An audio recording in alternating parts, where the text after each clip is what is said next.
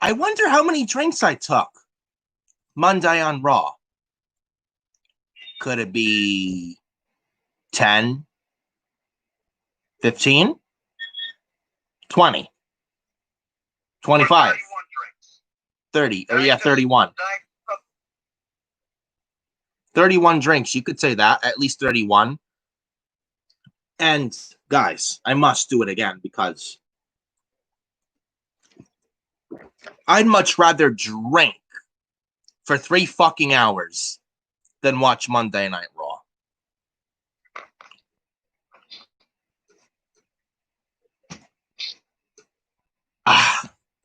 Where do I begin? Raw last week. Raw rating last week is a 1.52 million viewer rating, correct? So how do Vince McMahon and Bruce Pritchard respond to this? Vince, in 2 weeks, let's have Raw Legends night on the first Raw 2021 because I love you, Vince. Bruce, that is an excellent idea. You're a genius, Bruce. Great job. Congratulations, Bruce. Legends Night, that is an outstanding idea. That'll boost the ratings, Bruce. Great job. Legends Night on Monday Night Raw, first Raw of 2021. What the hell? What the fuck? What does this tell you about the state of Monday Night Raw? Desperation is all this tells me. This is nothing but a fucking Band-Aid. This is nothing but to pop a cheap-ass rating for Raw because the Raw ratings absolutely fucking blow. They fucking blow.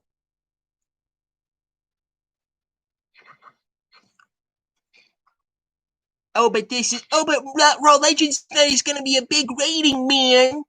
But don't get comfortable, guys. The next week is what matters most. What happens when these legends are not there the next week? Then who is Vince gonna put the blame on? Bruce? Bruce Pritchard? Is he gonna put the blame on Matt Riddle? Is he gonna put the blame on Keith Lee? Sheamus? Drew McIntyre? AJ Styles? Or Peyton Royce? Or whoever? Mandy Rose?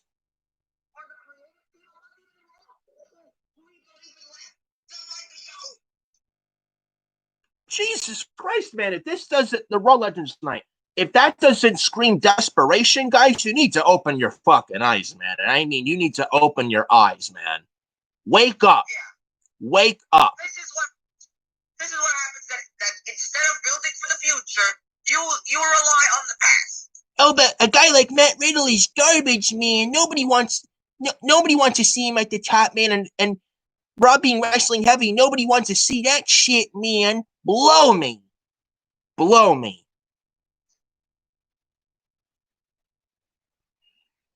Fucking blow me. So not stay as healthy as they are right now. What happens when Hulk Hogan is not there the next week? And he's going to be on Raw Legends Night, and Ric Flair, and Kurt Angle, and Tori Wilson, and the Boogeyman, and Carlito. Maybe Carlito will be a surprise entrant in the Rumble. They have Sergeant Slaughter there. Nothing but a fucking Band-Aid. I have nothing against these legends, but this is nothing but desperation. And this is on their first Raw of the new year of 2021. You'd figure they'd have a fire lit up right under their ass and at least try and use their young talent on their first Raw of 2021. Oh no, they get lazy. As always, and I'm not surprised. Yeah. And what do they have on the Raw Legends? Like, do they have the Big Show? You mean the Big Slow? Yeah, the knockout punch, the Big Show.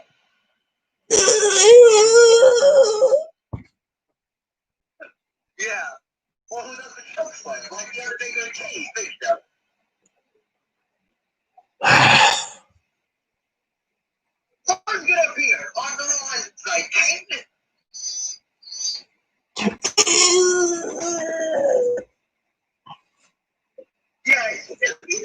Mark Henry, the Dudleys. Who's going to be there? The Undertaker when he wants to retire, and Kenny when he wants to retire. Jeff Jarrett, the Road Dogg, D-O-double-G-O, you didn't know.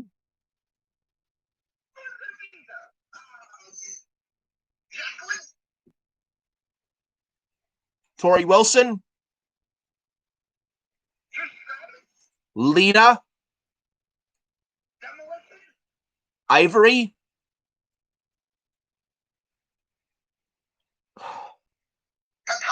holy shit, man. Holy shit. Open your eyes. This is nothing but a Band-Aid, man. Nothing but a Band-Aid. Oh, but I'm excited for Raw Legends Night, man. You two are the only ones that are not looking forward to it, man. No, geek. Nobody's excited for it. Hey, correct me if I'm wrong. Didn't they use, I don't know, Raw Reunion? And yet there was some idiot on Twitter during Raw this past Monday night, and people are trying to argue with me, saying, "Oh, but they don't do this every week with Legends on Raw every week, man. They don't do this shit every week, man." Sure. They do this every time. When the ratings are down, and when there's a WrestleMania weekend, or the ratings are at record lows, they call it an ancient legend. And what happens when Stone Cold is not there the second Raw of 2021? Yeah, or all the legends, or all the names we mentioned. What happens when all of them are not there? Or everyone who's on Raw Legends Night, what happens when all of them are not there on the second week of Raw 2021? Yeah, because the second Raw of 2021 is what's going to matter the most. So they may get a big rating on Legends Night on Raw on the first Raw of 2021, but guys, do not get so comfortable. The next week they're going to go right back to being garbage. Guarantee it. Guarantee it. They'll go right back to a 1.4. Yep. Oh, but the rating this past Monday on Raw with the Raw after TLC 2020, the ratings went up, man. Who cares? It was a post-pay-per-view Raw. Who gives a shit? It's a post-pay-per-view. We expected it to be up. Yeah. Again, don't get comfortable. They're going to go right back to being garbage. Just watch. Watch. Or the ratings will go right back to what they were. Yeah. When they go right back to being garbage and when the ratings go back down again, then come back to us. Yeah.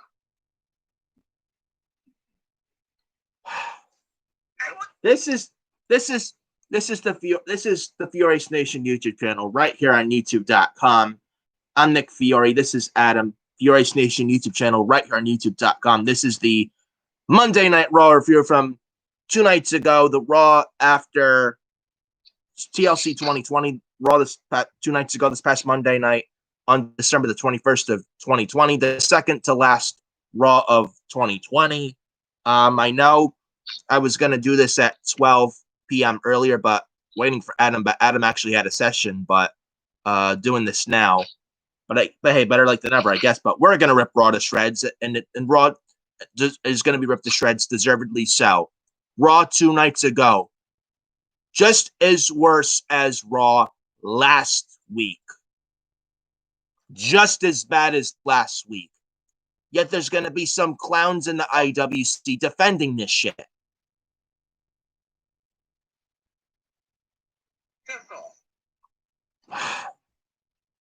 And it's the Raw after a pay-per-view. That also, you'd figure they'd have a fire lit up right under their ass after a decent TLC pay-per-view last Sunday. Yeah. After a decent TLC pay-per-view last Sunday. Go ahead. You'd think they'd have a fire lit up their own fucking ass. But no, what did they do? What did they do? Oh, that's right. A 6-man tag with a Christmas street fight stipulation. A Christmas fight stipulation in the main event of Raw. Miracle on 34th Street fight in a 6-man tag team match thing. In the main event this past Monday night on Raw 2 nights ago. with AJ Styles, The Miz, John Morrison versus Sheamus, Drew McIntyre, Keith Lee, McIntyre versus Miz scenario again. Oh, but Keith Lee's involved with this, with it being a 6-man tag, man. Who cares? It's the same fucking shit.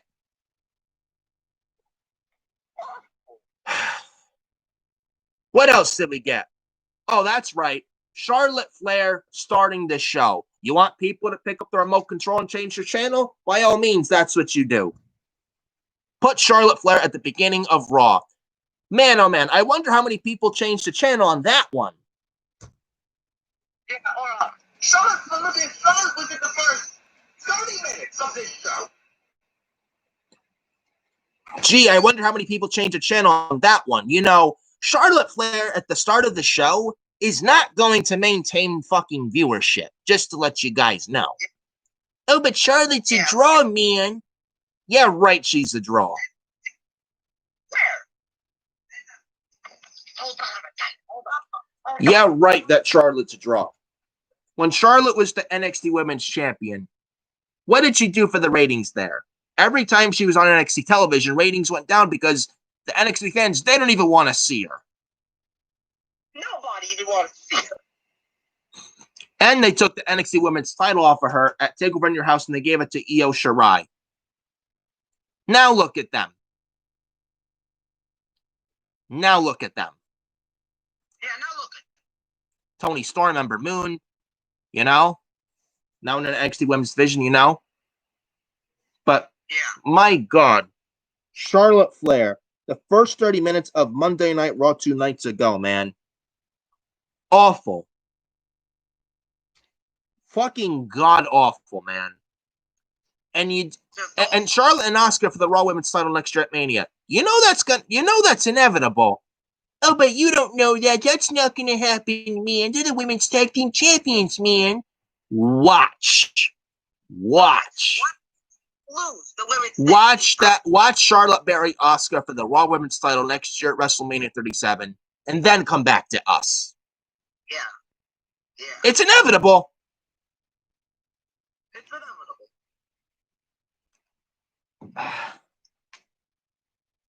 What else did we get on the show? What else? Richard O'Shea? Being buried by T-balls? DJ Storm's good old buddy T-balls? Yeah. Then you have Slap Nuts and Mice.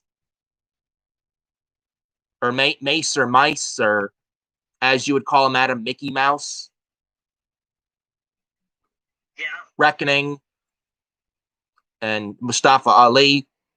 At this point, Ricochet at this point, he's done. He's done. At this point, he should ask to get fired. Yeah. Either go back down to NXT with Triple H, or just let him go.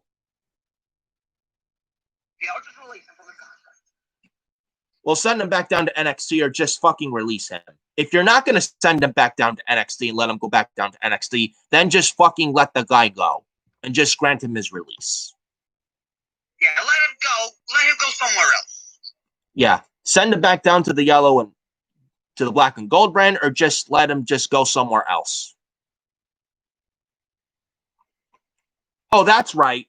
They won't allow him to go back to NXT because Vince doesn't like being wrong to his son-in-law. He doesn't want to be wrong to his own son-in-law, Triple H. That's why.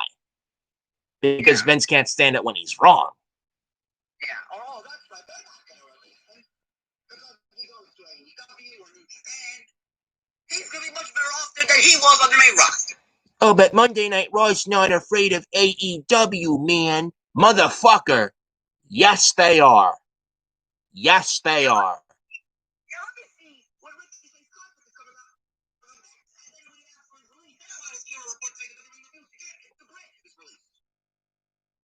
Yeah.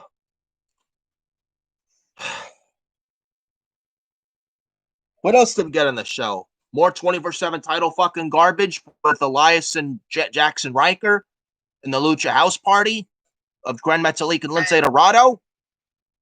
And Titus O'Neil. Terrible show this past Monday on Raw, just as bad as last week. Don't you even dare try and sit there and give this show a fucking bye. If you do, you are the prime reason why this show is a fucking failure right now. You're the fucking reason. Yeah. Just because the ratings went up, it doesn't mean the show was good.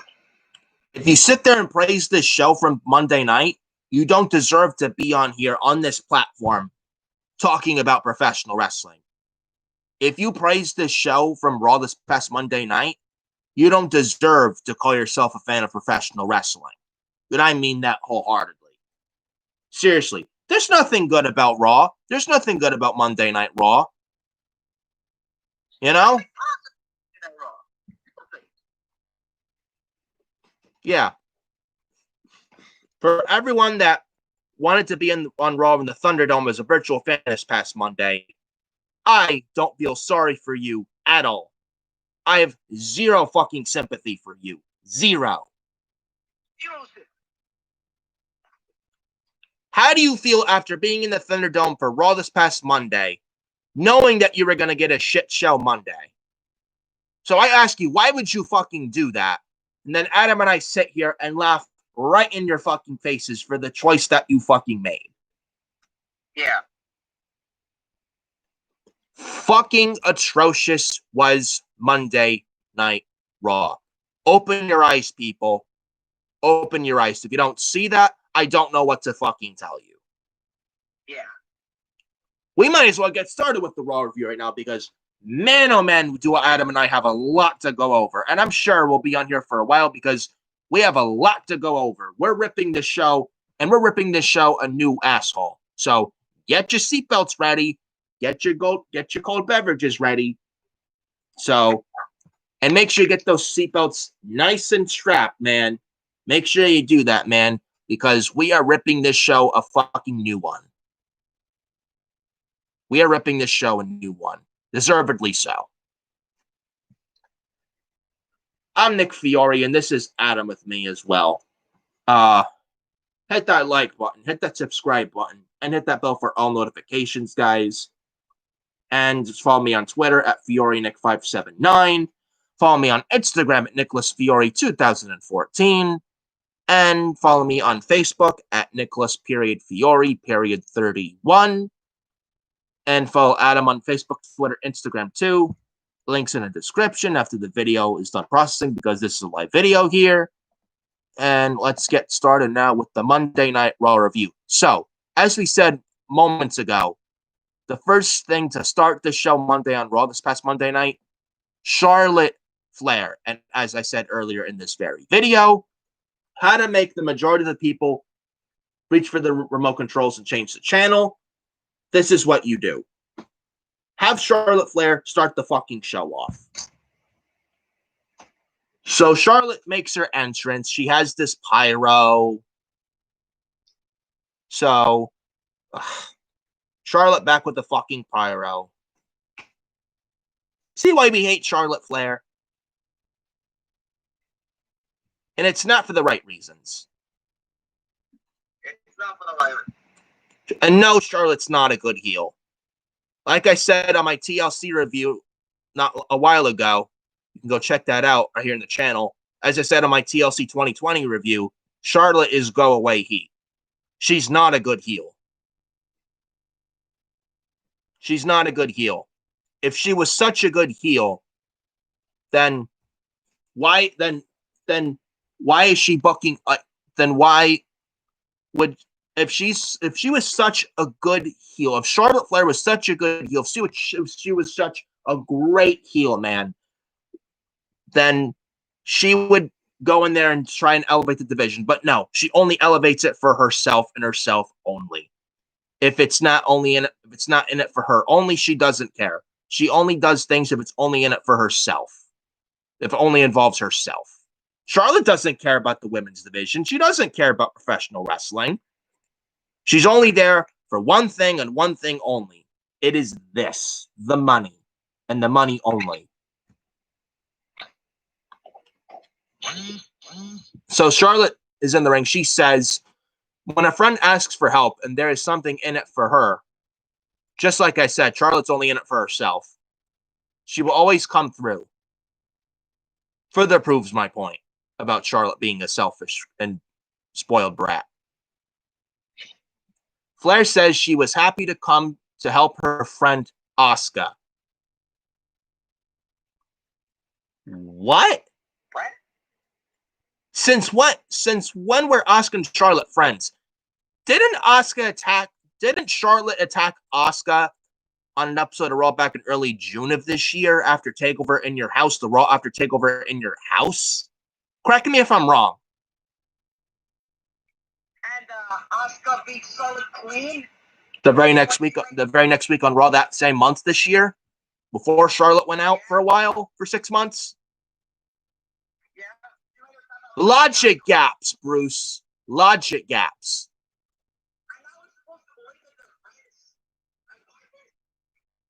This does nothing but insult our intelligence. Stop defending garbage, guys. Stop defending garbage. You know, Bruce, we're not stupid. We saw what happened in June. We're not idiots. Yeah, 6 months ago. You know, Charlotte attacked Asuka this past June in an episode of Raw, correct? Now all of a sudden they're friends? Makes absolutely no fucking sense. Well, we all knew that Charlotte was going to be Asuka's partner, but still, there's logic out there. But Asuka and Charlotte being friends? Since when were they friends? When? Big fucking logic hole. But I'm not surprised. This is Vince McMahon and Kevin Dunn and Bruce Pritchard. Yeah, we're not surprised. This is something they expect people to forget about something that happened 6 months ago. They think we're not going to remember what happened 6 months ago, right? Sure. We don't forget Vince. We don't forget Dunn. We don't forget Bruce. We're not idiots. Do not insult our intelligence. We're not blind. We saw what you did 6 months ago. So don't even try. Don't even try.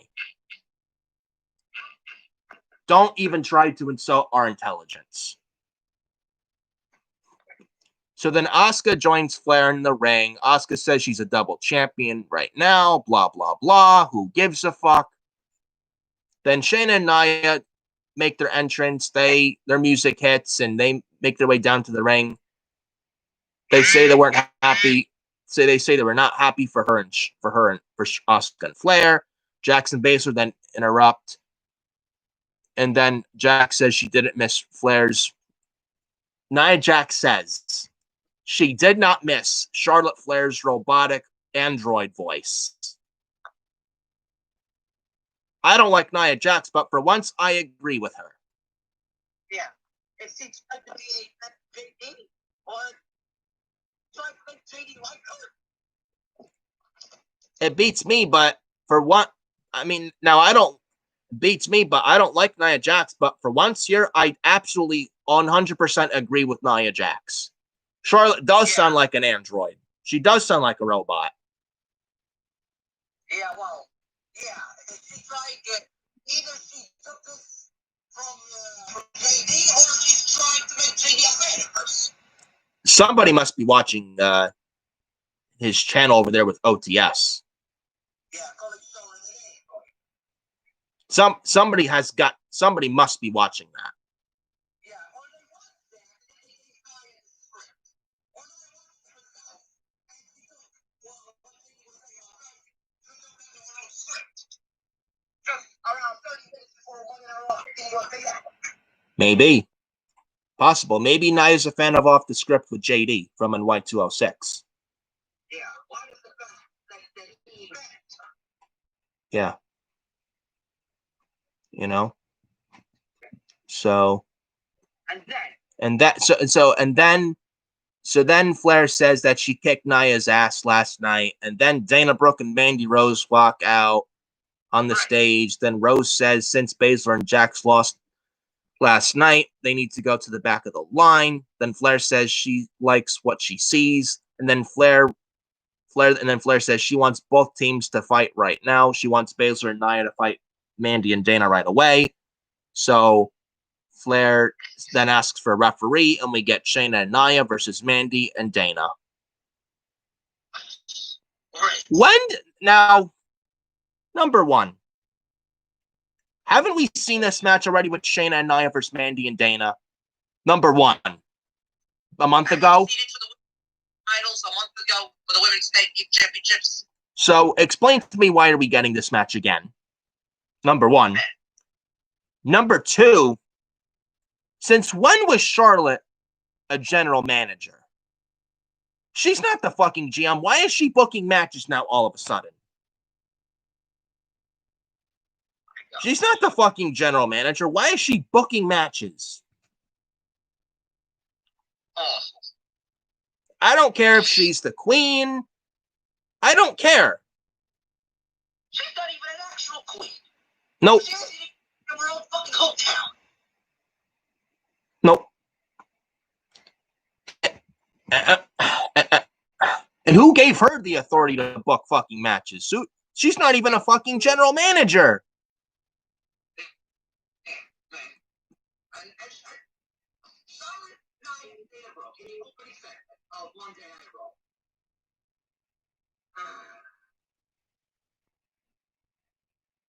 I don't get that.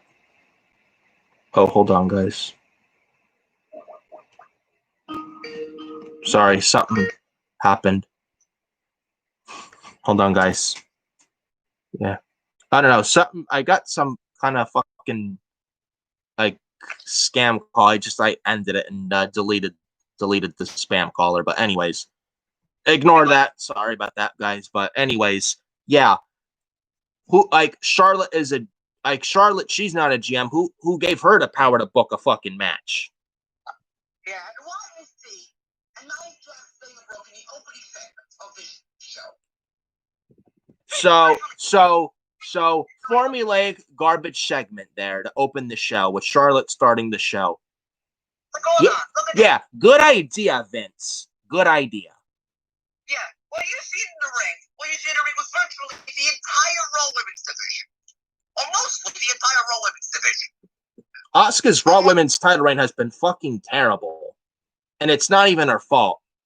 Yeah, but this is who she has to be in. This is a division that she's a champion. Charlotte, Dana Brooke. Oh, but Dana Brooke is trying, man. All she does is a handspring attack. That's all she does. Mandy Rose is fucking buried on this show. Yeah. Shayna Baszler should be on her own.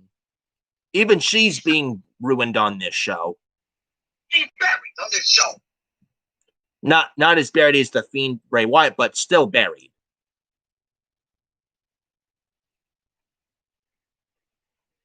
And Charlotte Flair. Holy shit. This is the Raw Women's division. This is the division?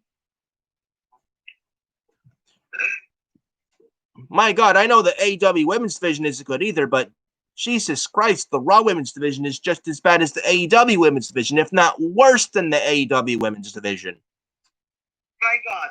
In fact, the Raw Women's division, they make the AEW Women's division look like the NXT Women's division. Legitimately, that's how awful the Raw Women's division is. Just look who they have. Lacey Evans. Nikki Cross. Where is she? Naomi, where is she? Oh, but she's injured, man. How is she? Exactly. Alexa Bliss, but she's not even wrestling right now. Mike, is she? Where is she? Or is she retired? Where is she? Or is she actually retired? My God. This is the Raw Women's division. This is the Raw Women's division. This is the Raw Women's division. Fucking Christ above.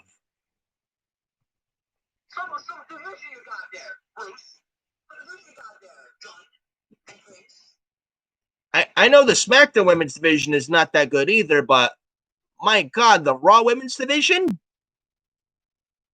Oh, At least SmackDown has Bayley and Bianca Belair and Sasha Banks and Ruby Riott, Liv Morgan. At least they have those women over there. Raw? Who is there that you can invest your time in? Asuka's reign has been dog shit, and it's not her fault. Shayna Baszler's buried on this show. Mandy Rose is buried on this show. Dana Brooke is awful. Shayna should be away from Nia. Nia is terrible. Charlotte is just Charlotte Flair, absolutely fucking nauseating. Lacey Evans is awful. Nikki Cross is just what made her special in NXT, and now she feels like everyone else on the roster. Formulaic, stale, and boring. They took away her perfect NXT gimmick. They made her into Alexa Bliss's bitch. Alexa Bliss is not even wrestling right now. She's a Fiend right now. She's about right now for the Fiend Bray Wyatt right now. Nikki Cross is like, where is she? Where's Nikki Cross? Naomi, where is she? Peyton Royce is stuck with Lacey Evans and needs to be away from Lacey Evans. Peyton Royce has potential, but she is worth so much more than being paired with Lacey Evans. This is the Raw Women's Division. Pathetic. Absolutely fucking pathetic.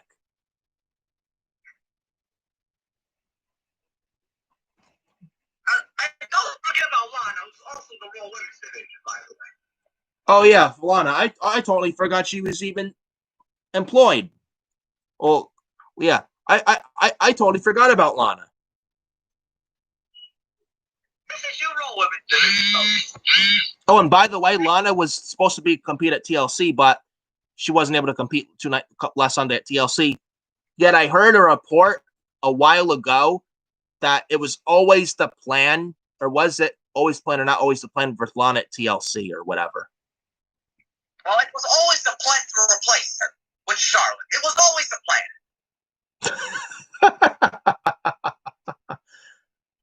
What?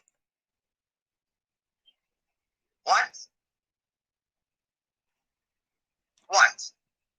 That report. Well, I heard that it was always the plan to replace Lana. Really now? Yeah.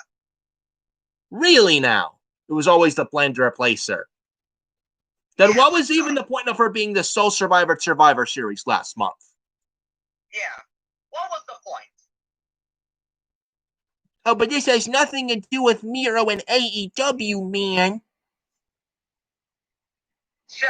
Well, the report said as well that WWE were only pushing Lana to punish her. So it was always the plan for Lana to be out of TLC, right? Really? Sure. And her push by WWE was simply a punishment for her. Yeah, but this has nothing to do with AEW, right?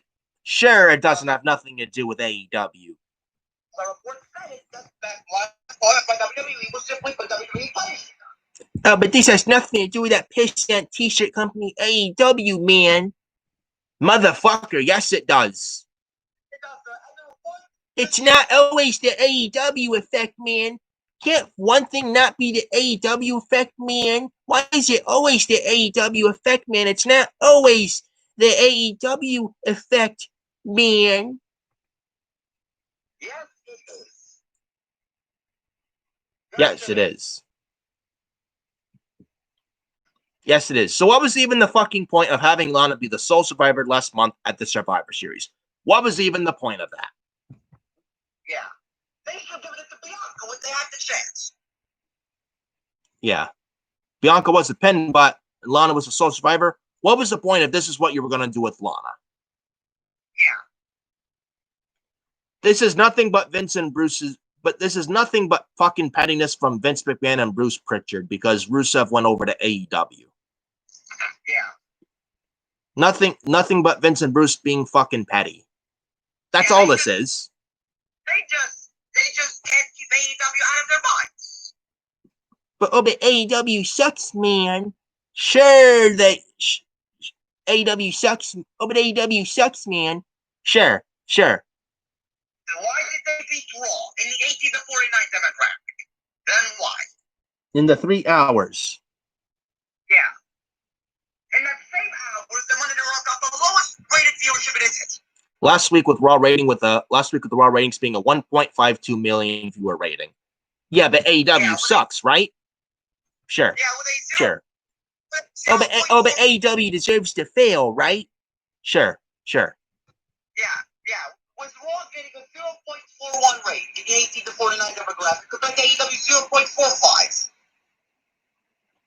Yeah, but AEW sucks, right? Sure. Let me see Dynamite move from Wednesday to Monday, and then I want to see what Raw does. Yeah.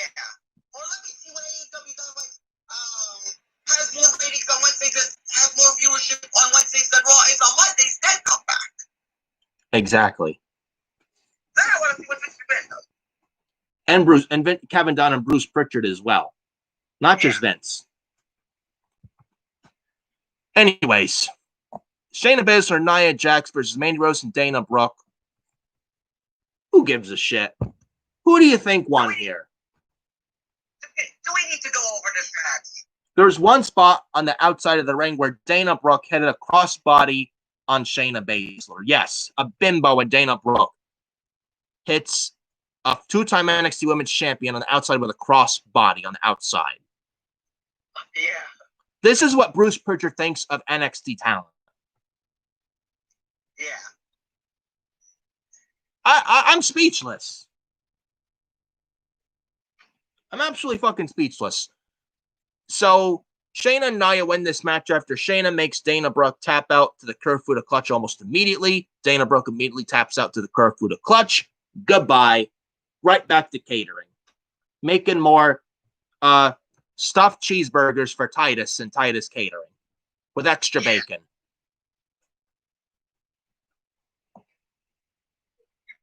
So then after this match, Jackson Baszler then jaw at Flair and Asuka at ringside. Then Brooke and Rose then attack Baszler and Jax from behind, dumping them over the top rope. Who cares? Seriously, who could possibly care at this point? I don't. This is your role. This is your role. Absolutely fucking pathetic, dude. How you could sit there and call this a women's division is fucking mind-boggling at this point. Awful. Moving on. Then we go backstage with the Hurt Business, and there's this guy backstage, some fucking geek or this one fucking clown, one fucking nerd is backstage with the Hurt Business. He has a New Day t-shirt. Was wearing a New Day shirt, yeah. And the Hurt Business ripped this New Day shirt off of this guy. And then Benjamin puts a Hurt Business shirt on the guy too. Yeah. And then we get the VIP lounge with the Hurt Business celebrating Shelton and Cedric winning the Raw Tag Team titles from TLC 2020 by beating the New Day of Kofi Kingston and Xavier Woods. So the Hurt Business are in the ring. They're there to celebrate all the gold they have over their shoulders. They talk about them celebrating and all. Then Cedric crows about being a tag team champion. Then Lashley adds that they are the most dominant group ever. There is not a man alive that can beat Lashley for the U.S. title. MVP then wants to take a photo to commemorate this moment. And then R-Truth suddenly appears and he photobombs them. And then the normal suspects run down to the ring and chase R-Truth. Akira Tozawa and the Lucha House Party, Drew Gulak, Titus O'Neil. Speaking of Drew Gulak, he won a Slammy today. Yes, WWE had the Slammy Awards earlier today, if you even care. I don't. WWE on the WWE Network had their Slammy Awards for this year earlier today. And one of the awards was Best 24/7 Title Skit of the Year. It went to fucking Drew Gulak. Dressed as the gobbledygooker at this year's Survivor Series. Or, it meant, no, it wasn't that. Oh, no, it wasn't that. Sorry, guys. It was Drew Gulak winning in a chair.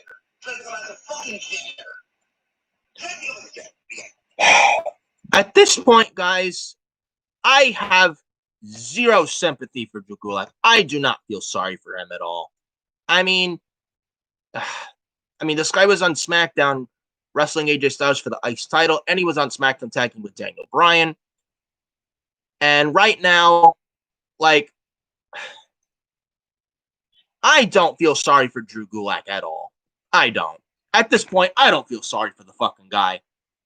At this point, he has no one to blame for himself. He had the chance to leave the company when he had the fucking chance. Yeah. And when he resigns, they send him to Monday Night Raw. And Titus O'Neil, I guess he let somebody take over catering. Mr. Drew Gulak. Man, I wonder how great that new contract was. I wonder how great it is making that big money there. Yeah. I hope you're happy, Mr. Gulak.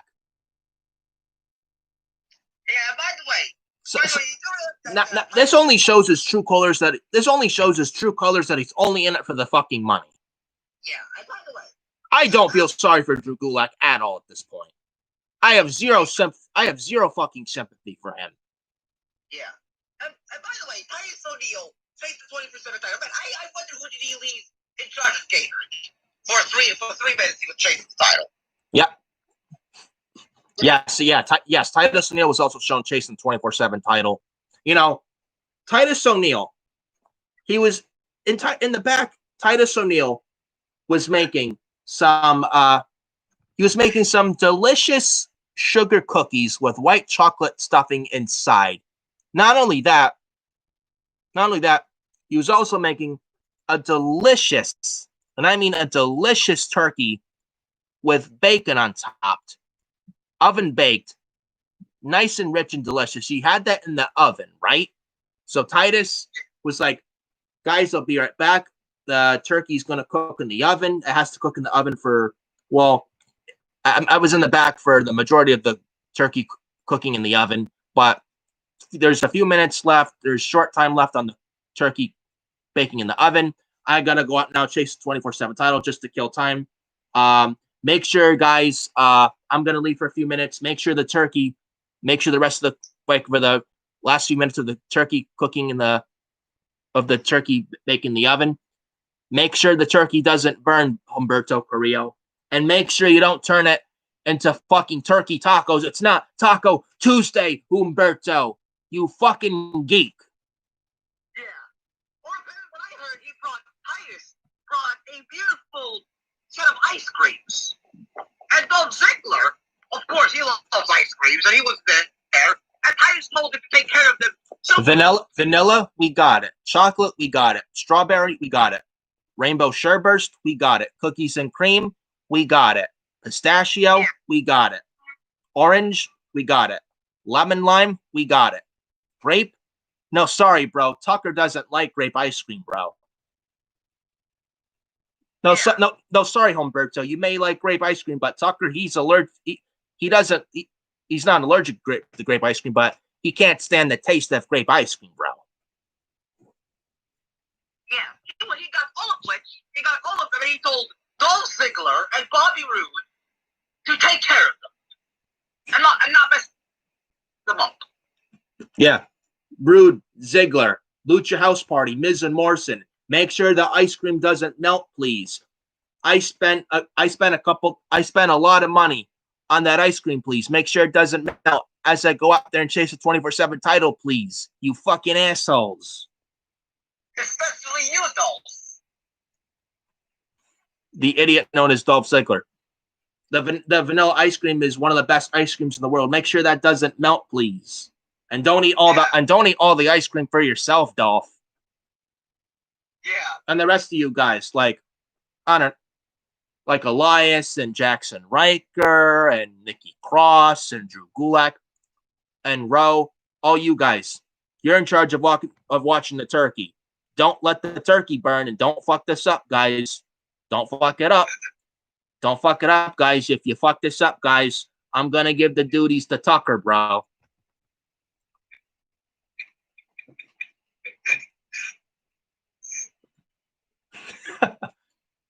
Don't let the turkey burn. Don't let the turkey burn, guys. Don't fuck it up. You do, I'm gonna give the turkey duties to Tucker, bro.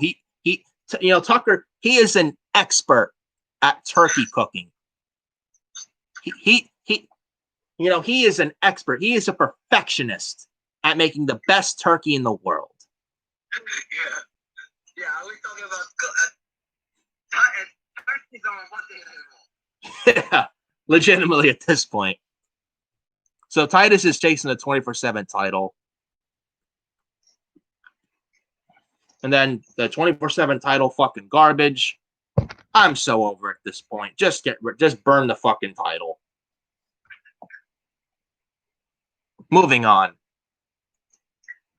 So then in the confusion, Matt Riddle and Jeff Hardy, not Riddle, Matt Riddle, and Jeff Hardy then walk out on the stage. Riddle congratulates Alexander and Benjamin on winning the Raw Tag Team titles.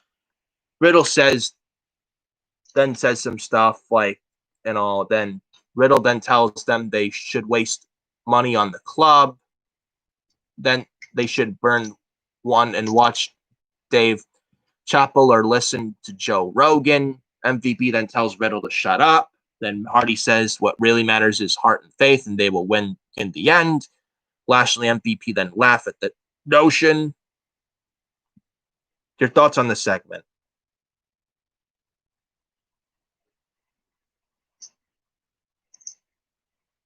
Really?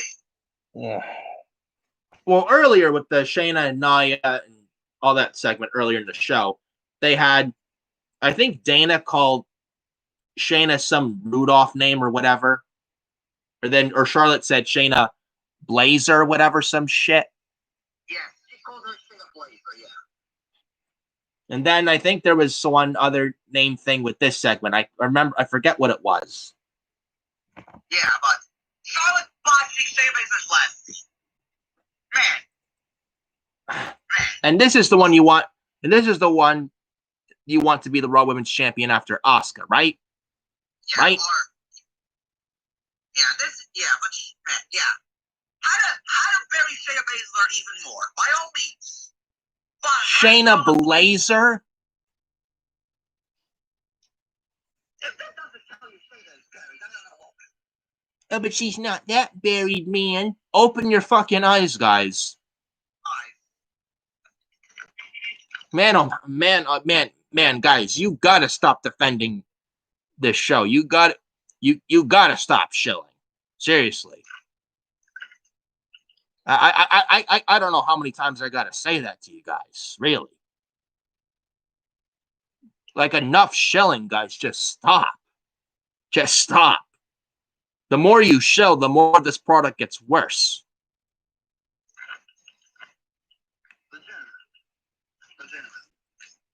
Open your eyes, man. Shayna is buried on this show.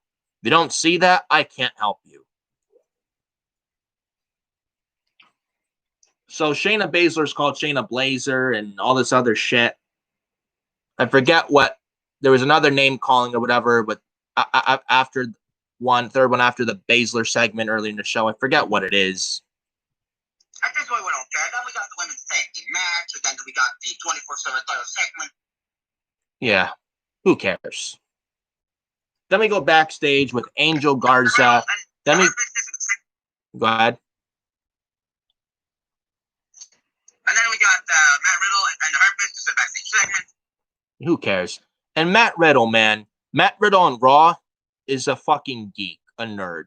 And that's not even his fault.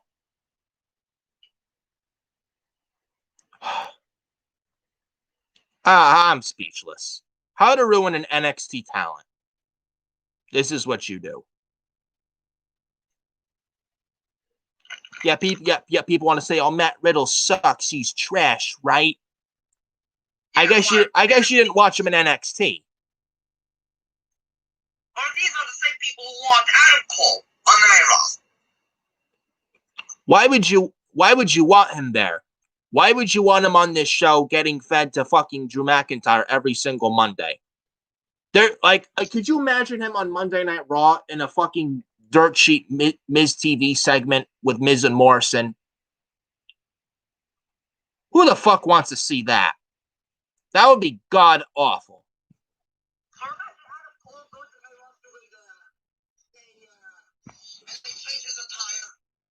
like they did with Keith Lee, and they change his theme music. I don't even want to think about that.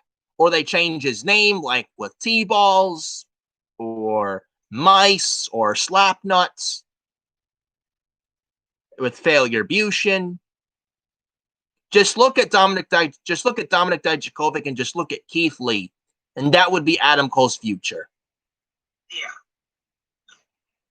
Awful. I don't want to see that. I don't want to see that at all.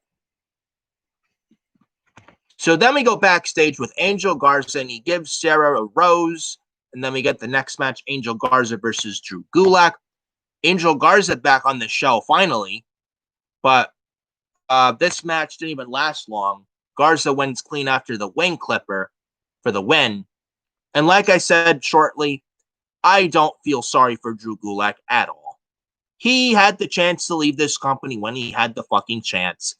And like an idiot, he resigns and wants a big pay raise. And he goes to Raw, and look where he is right now. At this point, do you feel sorry for Drew Gulak? Absolutely not.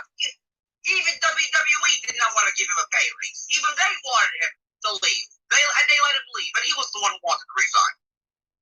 Yeah. At this point, I have no fucking sympathy for Gulak at all. He has no one to blame but himself. Like, who is worse at this point? Drew Gulak or Mike and Maria Kanellis? Yeah, what is the biggest waste of money in this company? Drew Gulak, Mike Kanellis, or I don't know, Kurt Hawkins? Oh, no, he did not resign. Well, not Kurt Hawkins, but Rob Gronkowski? Well, Kurt Hawkins did not resign. He was not offered a new contract, and he was released anyway. Or Rob Gronkowski, or Dana Brooke, or Jinder Mahal, or Mojo Rawley. Dana Brooke signed for 4 more years. A big waste of money. To do what? Dana Brooke is terrible. To be blood. And Jinder Mahal, he signed for 5 more years. Then what? A failure. A failure in Jinder Mahal. You keep him? He signed for 5 more years. Then what? Another fucking waste is Mojo Rawley. Rob Gronkowski, don't even get me started on him. Oh. Fucking awful. I have zero sympathy for Drew Gulak. At this point, he's just as bad as Mike and Maria Kanellis. Now, Mike and Maria Kanellis are fucking idiots for signing a 5-year deal, and then Maria has another kid or whatever, and then he does Maria. Then Mike doesn't tell his boss about the child being born. And what happens? Mike doesn't tell his own boss about a kid being born, and Mike and Maria get fucking punished. Mike and Maria Kanellis have no one to blame but themselves. The 2 biggest fucking cucks in professional wrestling are Mike and the two biggest cucks in pro wrestling, Mike and Maria Kanellis, because they signed 5-year deals and they would think, oh, we're going to resign with the WWE, we're going to be used better. Sure, you were going to be used better after you signed new 5-year deals. Moving on. Idiots. Oh, but you need to make that money to pay the bills, man. Money's not always everything. Yes, it is, man. You gotta pay them bills, man. If you go work for someone not WWE, you'll make a shit living, man. Really? Look at Cody Rhodes with him in the Indies. Now look where he is. Now look where Cody Rhodes is. Yeah, but you'll make a shit living if you're not working for WWE, right? Sure. Money's not always everything. Money is not always everything. People just want to be fucking happy. Moving on. So let me go backstage. AJ Styles says that The Miz has some explaining to do after trying to cash in the Money in the Bank from last night. during his title match from the last night. And then we got Miz TV. Another way to get people to change the channel. Miz TV. Miz TV. Why? What?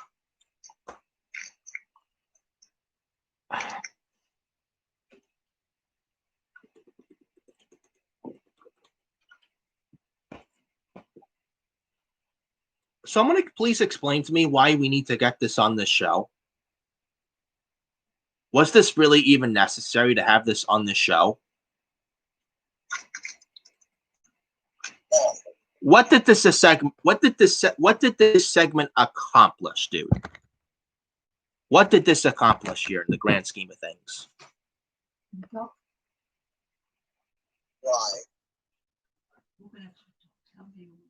It accomplished nothing. It accomplished. Yeah, three. Cheers, and then you can make it what you want. Yeah. That was my grandmother again. That was my grandmother. Sorry about that, guys. I'm trying to help my grandparents out with this current pandemic. Please ignore that. Anyways. Yeah. But, fuck. But yeah, this segment. What did this accomplish here, folks? What was even the point of airing this on the show? Nothing.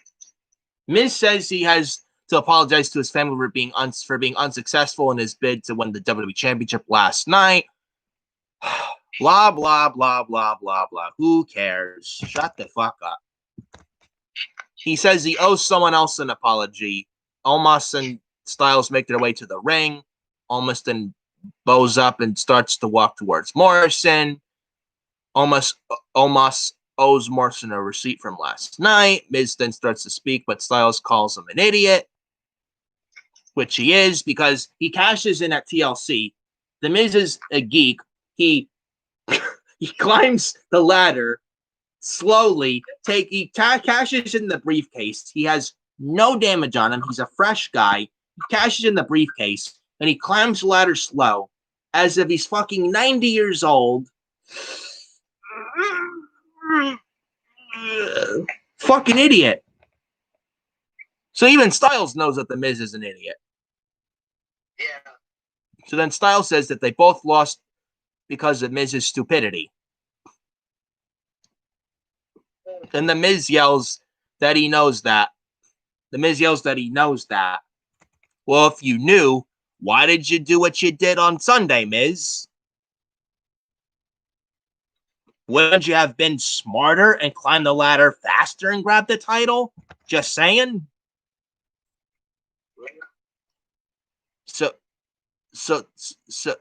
So then Miz says it's taken. Styles is right. It's taken Miz 10 years to get back to the title. No one respects him and no one cares. Miz then looks like he's gonna cry.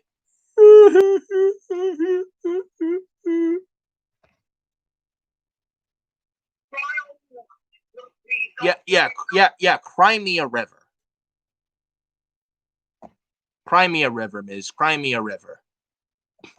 Miz says he can't do anything about that now. The Miz then gives Styles a heartfelt apology. They both got robbed last night. Miz then offers to put Styles in the next Marine movie. The Miz then puts a poster on the Tron that Miz and Omos on it. It also features a tiny picture of Styles, and Styles goes nuts. Blah, blah, blah, blah, blah.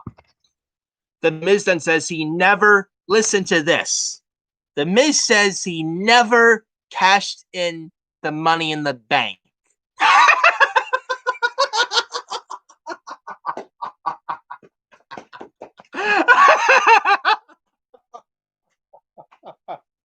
The Miz says he never cashed in this Money in the Bank.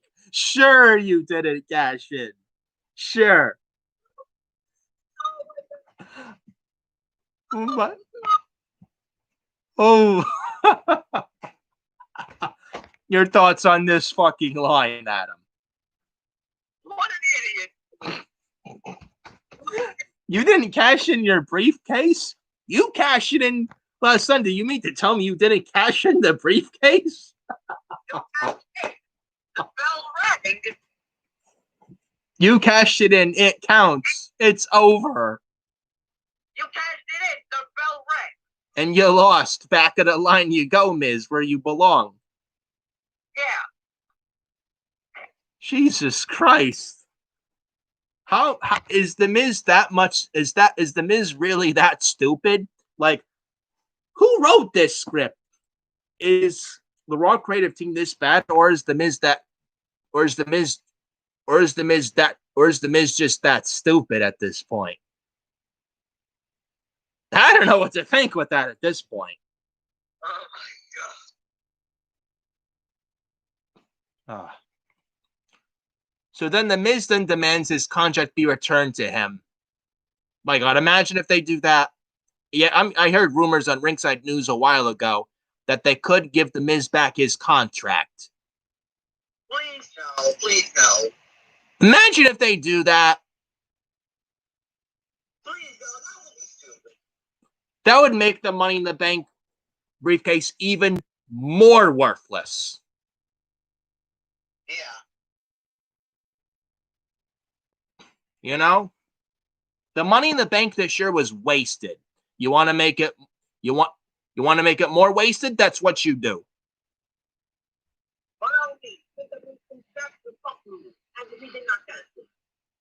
Get it? When Rollins cashed in the briefcase, made a triple threat, you never saw WWE give Rollins back the briefcase.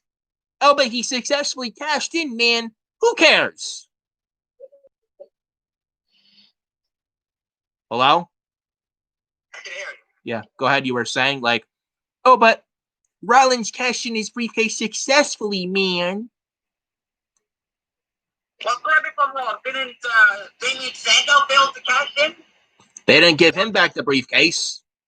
Or John Cena? He failed to cash in. They didn't give him back the briefcase. Or Braun Strowman and Baron Corbin. They didn't give them back their briefcases when they failed to cash in against Roman Reigns and Jinder Mahal, respectfully. Yeah. So now the Miz is the fifth to fail a cash in with Corbin, Strowman, Sandow, and Cena.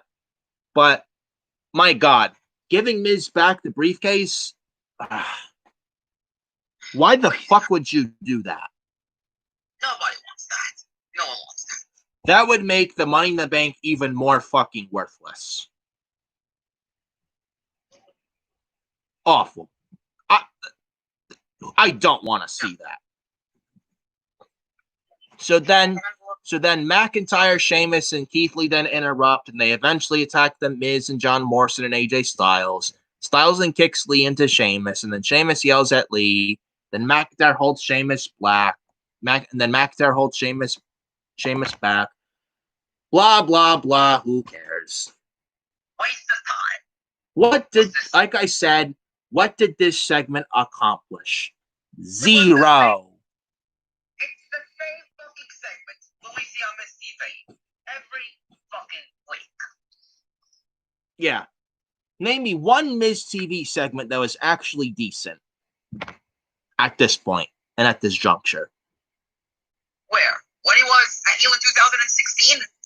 Okay. And 2018? Yeah, okay, but now? Now.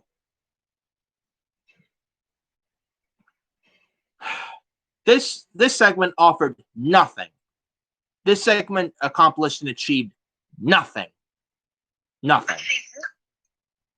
Apart from something, that Miz and Morrison are fucking losers. Yeah. This only further proves that the Miz is an idiot and a bigger chump than I thought he was. Yeah. Morrison needs to get away from the Miz ASAP.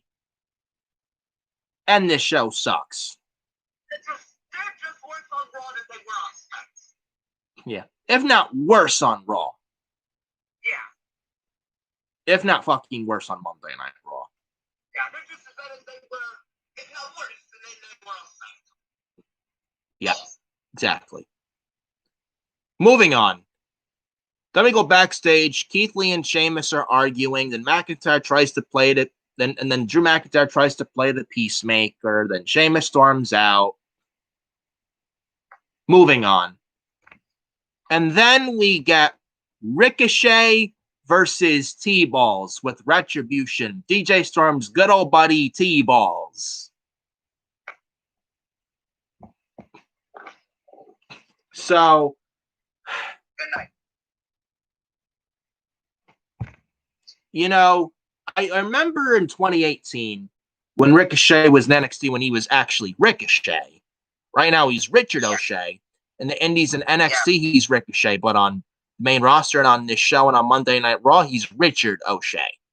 And when Ricochet was in NXT, was what this was like. I remember this was 2 years ago, an episode of NXT.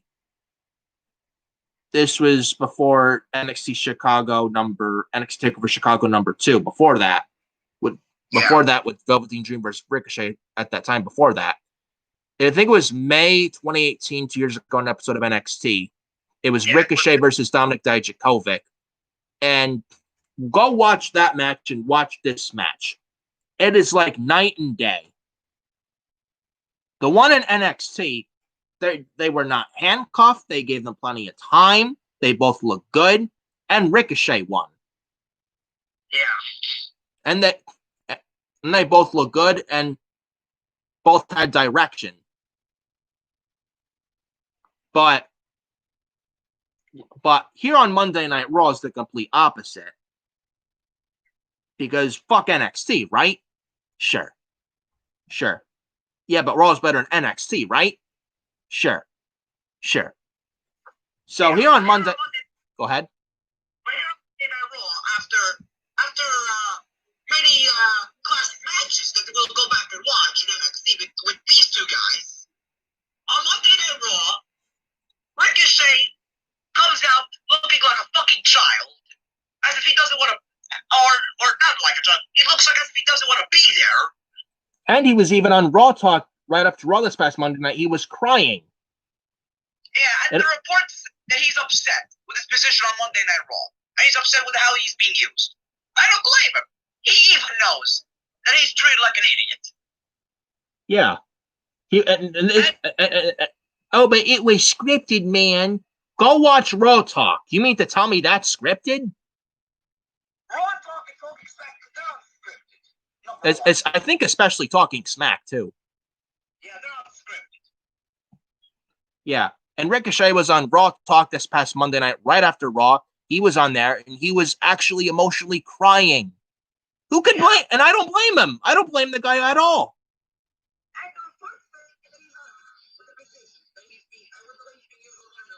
Like, how do you fuck up Ricochet? This guy was so good in NXT.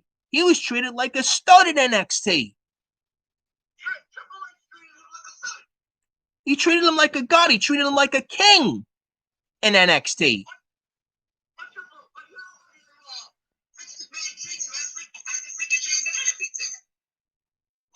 Because does Vince even watch NXT? Yeah, when you're on Monday Night Raw.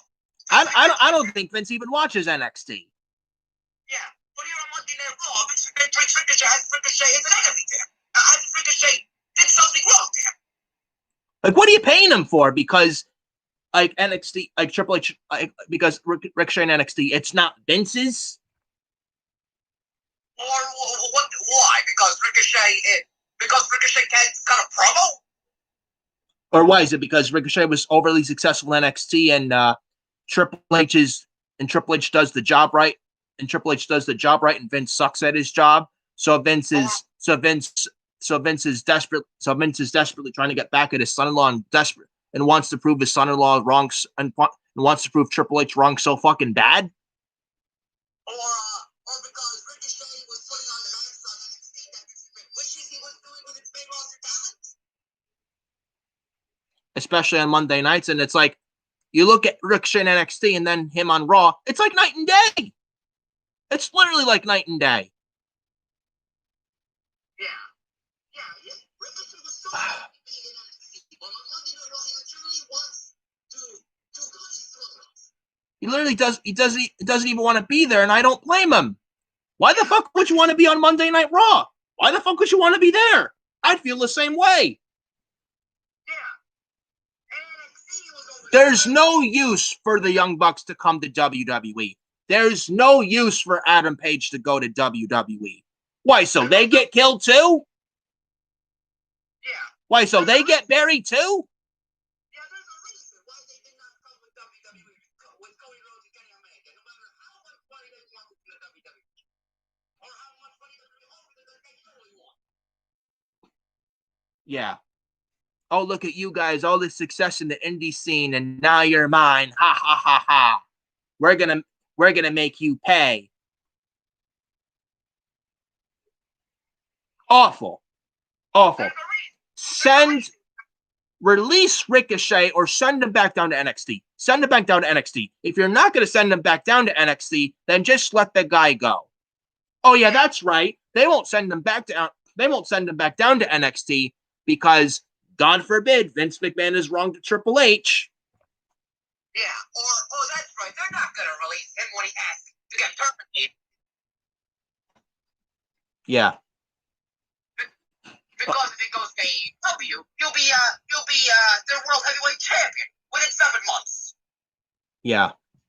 Or the TNT champion. Or if he goes back to NXT and reinvents himself like Finn Balor and Ember Moon, Vince McMahon, God forbid, he's wrong to his own son-in-law, because I can't be wrong to my son-in-law Triple H, and I gotta prove Triple H wrong because Triple H is not, because I'm the genius and Triple H is not the genius. Yeah, or they know if Ricochet leaves, he'll be the TNT champion within 3 months, putting on 5-star matches with the likes of Darby Allin for the TNT title, or Kenny Omega for the world heavyweight title. Yeah. Awful. Send Ricochet back to NXT or just let the guy go at this point. I already got told me. Where do I get started with this guy? So he was Dominic Dijakovic in NXT. So good down there. Classics with Keith Lee, etc., etc. But on Raw, they changed his name completely. He was in War Games with Team Ciampa. How do you fuck a guy up like Dominic Dijakovic on this show? Yeah. But he was in War Games as well with Team Ciampa against the Undisputed Era. What you want? Yeah. Yeah. But here on Monday Night Raw, he's dressed as if he's Bane. From Batman. Yeah. I'm speechless. Right. And Does Vince even watch NXT? Does Bruce even watch NXT? Does Vince hate NXT? Does Bruce hate NXT? And man, oh man, if I'm Triple H, I am fucking pissed. Yeah. If Vince McMahon hates NXT, why are they under a WWE banner? Oh, that's because they're one of the only good things you have in your company. Though it's not the same this year, but I'd much rather NXT than Monday Night Raw at this point. That's how god-awful Monday Night Raw is right now.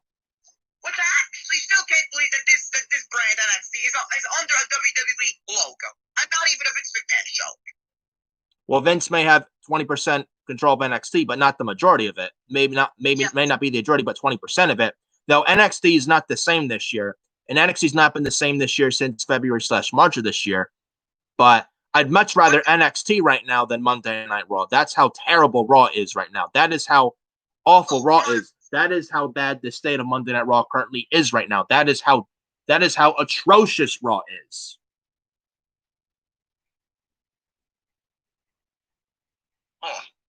Fucking god awful.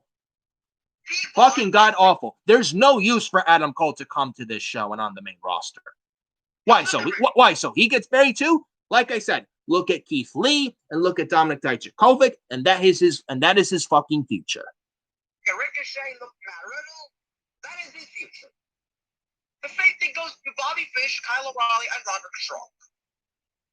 Yeah. That is their future on Monday Night Raw. Just better, if not worse, than Keith Lee and Ricochet. Yeah. Yep. Well, moving on. So T-Bar tosses Ricochet all over the ring, and then Ricochet gets distracted like a dumb baby face. T-Bar hits his Feast Your Eyes finisher for the 1-2-3. Ricochet loses clean. Then T-Bar grabs the mic and tells Ricochet that they are not his enemy. Then they said that Ricochet needs to join them. Blah blah blah. Where is this leading? At this point, I don't even care anymore. Moving on. MVP and Bobby Lashley with Cedric Alexander and Shelton Benjamin versus the Hardy Bros. So, this match, after a bit of back and forth action, Riddle and Hardy hit broetry in motion. Can't say poetry in motion because Matt Hardy's now in AEW. Yeah. Oh, but it's not the AEW effect, man. Sure. Yes. Sure. It is. Not everything's the AEW effect, man. Yes, it is. Can't one thing not be the AEW effect, man? Then why can't they mention the poetry motion? Exactly. Just stop eBay for once. You're not the only company, Vince, in pro wrestling. Maybe back in 2001, maybe back in the day, but not anymore now. Not anymore now. And there's nothing wrong with more than one pro wrestling promotion. Get that through your head, Vince. Oh, yeah, that's right. You're still stuck in the 80s and 90s. That's not going to work anymore in 2020/2021. Yeah. So then Hardy flips Riddle in the air for a mini floating bro. Then we go to the commercial break. And then after the break, Lashley then pushes Hardy off the top rope. Then Hardy bangs his head and shoulder on the ring steps on his way down. Concern for Jeff Hardy, man. He hit his head right, like, now, a while ago, he was fighting Elias on Raw in a, what was that match? That music street fight. Symphony of Destruction on Raw a while ago against Elias. He beat Elias in that match on Raw, right? He hit the Swanton on the outside through the table on Elias on the outside, and Hardy, when he did the Swanton, he hit his head on the steps on his way down. Hardy hit the back of his head on the steps again this week. Very concerned for Jeff, man. This is the second time he's hit the steps, man.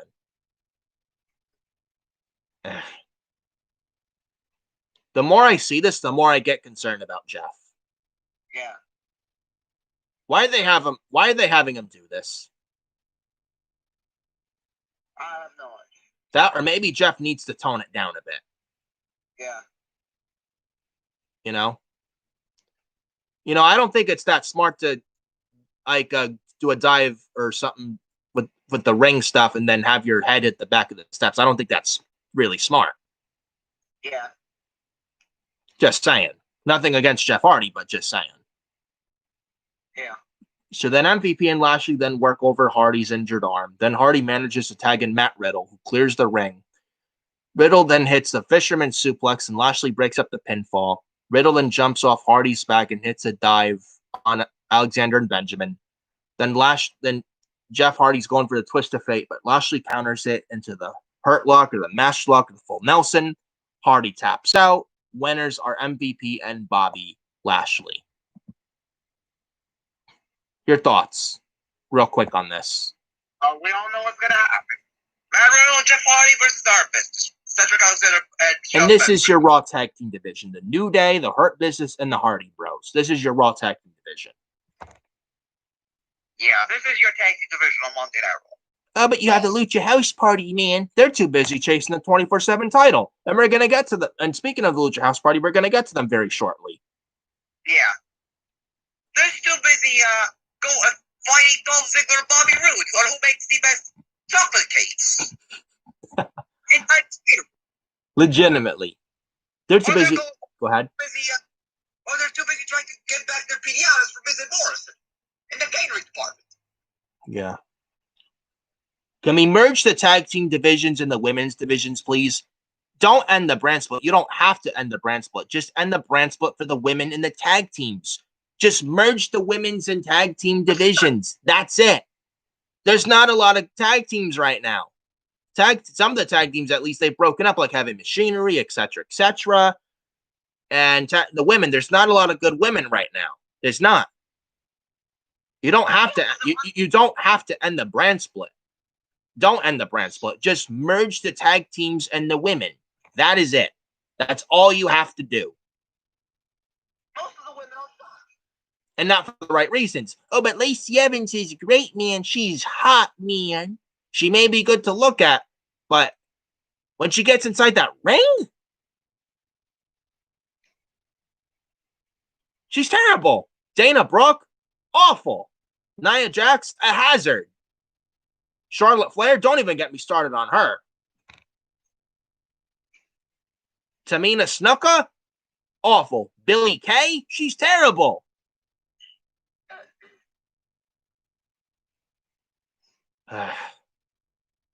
And Charlotte, terrible. Nia, hazard. Unsafe in that ring. Injures people. Charlotte Flair is fucking nauseating.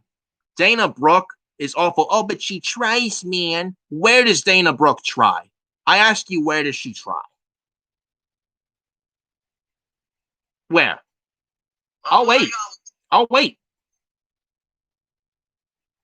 Oh yeah, that's right. Dana doesn't try at all.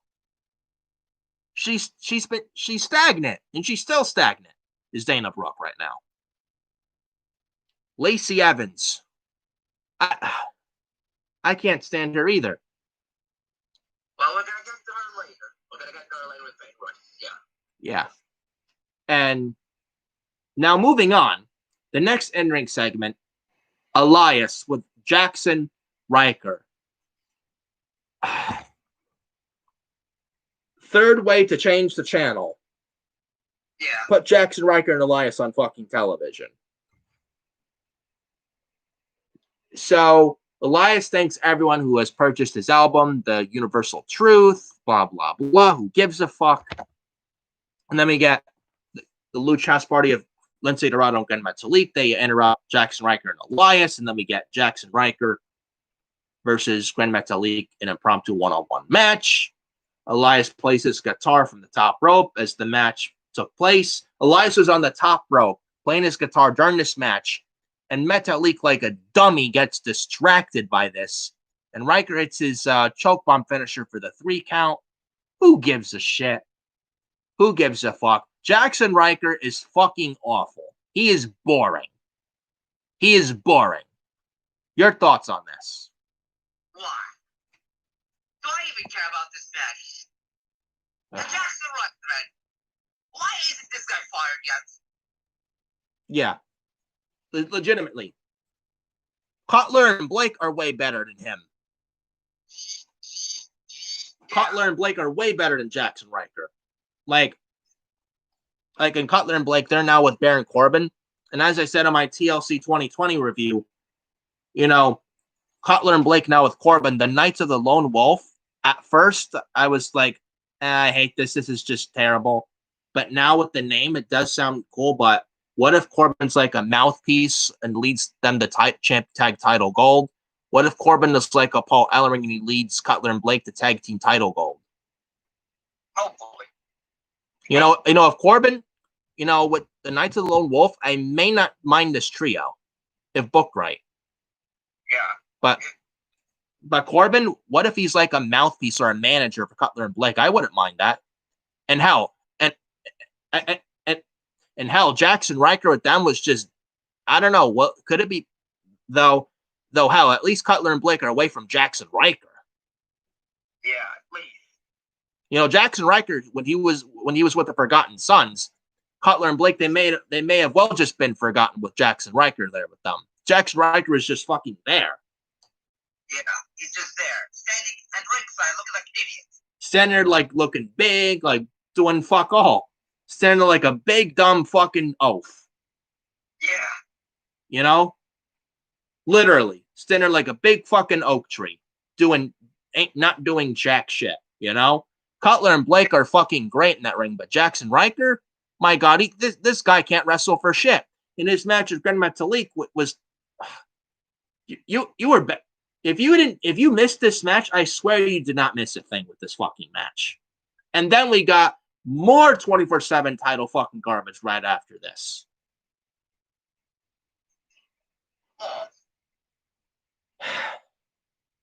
The 24/7 title. Why is this still a thing? Why? May I ask, why is this title, this 24/7 title, still a fucking thing? Why can't we get rid of this title? And this was a USA Network idea. Yeah. USA Network wants out of the box ideas for Raw. Well, before this, announced from the last week, way before this, last year when this 24/7 title was announced and introduced, this title has been terrible since the day it was introduced. Get rid of it. Yeah. I don't know how many times I have to fucking say that. Burn the 24/7 title. Yeah. They want out of the box ideas, really.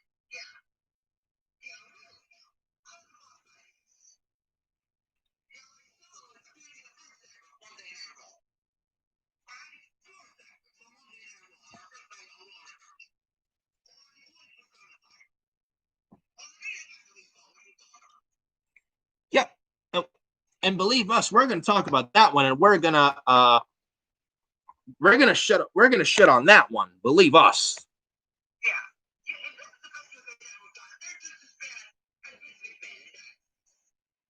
Yeah, if that's the case, then USA Network, not only that, but USA Network, if that's also the case, then USA Network must not really be in it for the wrestling, period.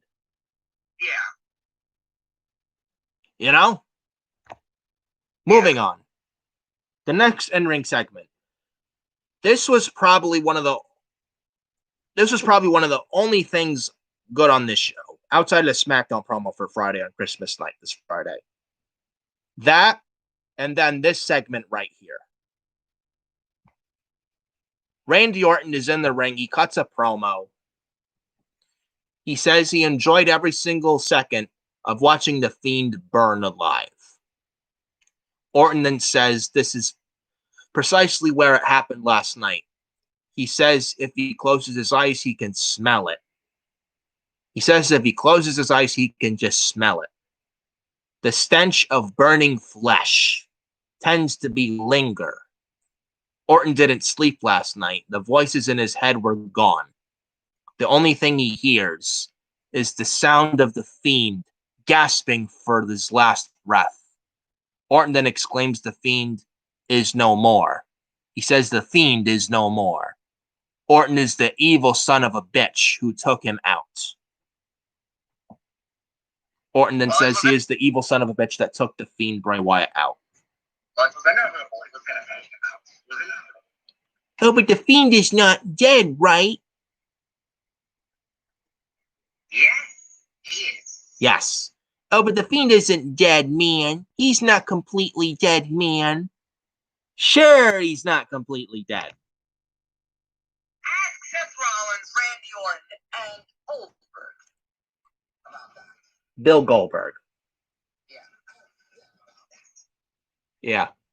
Yet there's going to be clowns in the IWC saying, oh, but Bray Wyatt will be a big baby face when he comes back, man. And Orton, he's gonna be a big heel now. And Bray Wyatt, when he comes back, he needs to come back and it needs to be a big deal, man. Says from Pro Wrestling Sheet, Mr. Ryan Satan. Yeah. He said not long ago on Twitter that Bray Wyatt needs to come back as a big deal. He says when Bray Wyatt returns, it needs to be treated as a big deal. It needs to be treated as a big deal. Huh? Where? Huh? What?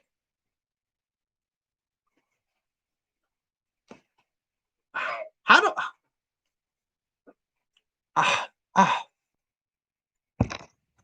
A clown. Yeah. A clown is Ryan Satan. The Fiend is dead. Dead. Dead. Yeah, but people want to think Fiend will be people think that Brave's going to be a big baby face, right?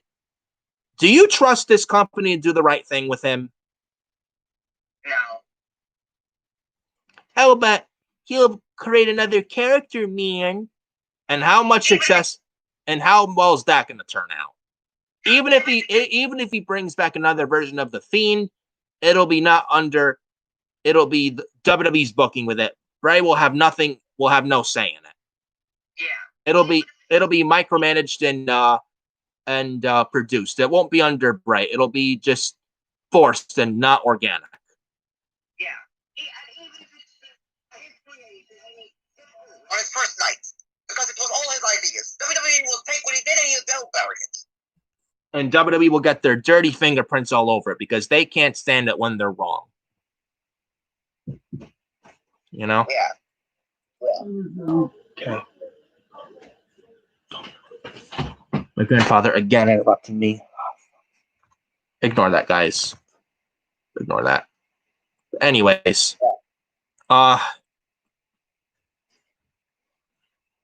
Okay. Anyways, but yeah. Bray Wyatt, man, he is dead. Anyways. But then we get the lights go out in the arena. So then we get the lights going out in the arena. Orton leaves the ring. A spotlight shines in the ring. Alexa Bliss is in the ring swinging on the swing set. Bliss then says he built it for her. Bliss asks Orton to come back to the ring. Bliss swings as she makes jokes about the Fiend being on fire last night. Bliss notes that the Fiend is one with the dirt below. The Fiend is home, but at some point the Fiend may return and it will be like he never left. Bliss's eyes then turn all white as she glares at Orton. This is probably one of the only few good things on this show outside of the SmackDown promo for Friday on Christmas night. Your thoughts on this segment? Well, it was actually good. I did not actually mind it.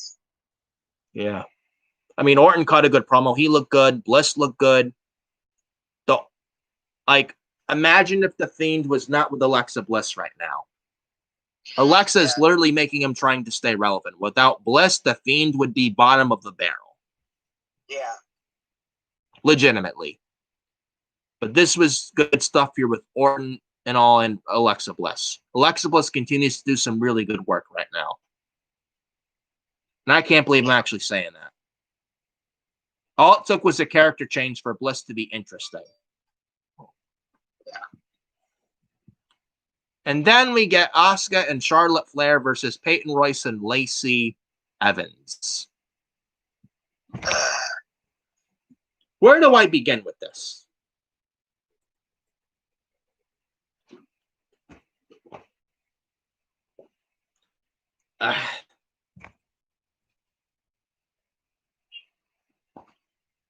Where do I start with this? Who do you think won this thing? Was it Peyton Royce and Lacey Evans? Wrong. Nope. It was Charlotte Flair and Asuka. Ding, ding, ding, ding, ding. And who ate the pinfall or submission clean in this match? Was it Lacey Evans? No. Was it Peyton Royce? Yep, you guessed it. Peyton Royce. Just like the Amazing Morphers. Yep. Now, before we talk about this fucking match, before this, by the way, speaking of Peyton Royce, there was some TikTok video with Gordon Ramsay and Peyton Royce. Peyton Royce was making some toast with some sprinkles or whatever. Gordon Ramsay was roasting Peyton Royce. Getting roasted by Gordon Ramsay was Peyton Royce, but Peyton Royce, she eats a submission clean in this tag team match, but man, oh man, I wonder how it feels. Though, despite this result with this tag match, I wonder how Peyton Royce feels about being insulted by Gordon Ramsay. That's an accomplishment. Yeah. One of the best chefs in the world, in Gordon Ramsay. Why can't we get him booking Monday Night Raw? He'd make the show 10 times better. Yeah. But I like if Vince McMahon were to go up against Gordon Ramsay, man, would Vince get his ass kicked, and I'd love it. Yeah, we'd love it. I'd absolutely fucking love every single second of it. Yeah. But Peyton Royce, man, she pinned Bayley clean in the Elimination Women's match at last month's Survivor Series. Eliminated Bayley clean. And now with Charlotte back, Charlotte makes Peyton submit clean to the figure 8 leg lock with the bridge. Charlotte is selfish. If this doesn't show you, open your eyes. Charlotte doesn't care. She is a spoiled and selfish brat and only does stuff when it's only in it for her. Charlotte doesn't care, like I just said earlier in this video. You think... And Charlotte now back on Raw. She makes the Raw Women's Division worse. If you think Charlotte back now makes the Raw Women's Division good, you are a fool. Yeah. Royce lands a spin kick for a near fall on Asuka. Then we go to a break. Then after the break, Royce and Evans are taking turns working over Asuka. Then Royce and Evans then argue over who was in charge. Asuka then manages to tag in Flair, who clears the ring. Flair eventually locks Peyton Royce in the figure eight leg lock for the submission win. Winners are Charlotte, Flair, and Asuka. This is what they do with Peyton Royce after Survivor Series. At this point, why did they even have her eliminate Bayley first to begin with? Well, better, yeah. Why is she paired with Lacey Evans? Well, better yet, look, I know. Look, I understand. There was even a Bayley fan went back and forth with me, and we were saying something about Peyton Royce and yada yada yada. She agreed with me with things I said. I understand Bayley wants to put over women, and she's friends with Peyton Royce, and Peyton Royce was living with her for some day because they were best friends. But if this was the case, if this was the best that they were going to do with Peyton Royce after Survivor Series, then why did she pin Bayley after Survivor Series? Or why wasn't she the first one eliminated? Or better yet, why was she in the match? Why did they replace Mandy Rose and Dana Brooke, who were in that, who were supposed to be in the match for Peyton Royce and Lacey Evans? Why couldn't Charlotte and Asuka face, like, I don't know, Dana and Mandy in this match? Yeah. Or they face Shayna and in a rematch? If this was what they were going to do with Peyton Royce and Lacey Evans? Yeah. For everybody that harps on Bayley, Bayley actually loves this business, unlike Charlotte. Charlotte's only there for this. Bayley actually loves this business. There's a reason she put Peyton over clean last month at Survivor Series. But you look with Charlotte this past Monday on Raw, Charlotte and Bayley, it's like night and fucking day. Yeah. Charlotte doesn't care. She's not in it for the future of the division. She don't care. Yeah. Charlotte doesn't care. She left to go get the breast implants. Yeah. But this is what she did with Peyton Royce after Survivor Series. If that was the case, why was she the Survivor Series match even to begin with? Good job there, Bruce. Good job there. And Peyton Royce has the potential to be something in this company. But God forbid Charlotte herself loses, period, because Charlotte hates putting people over.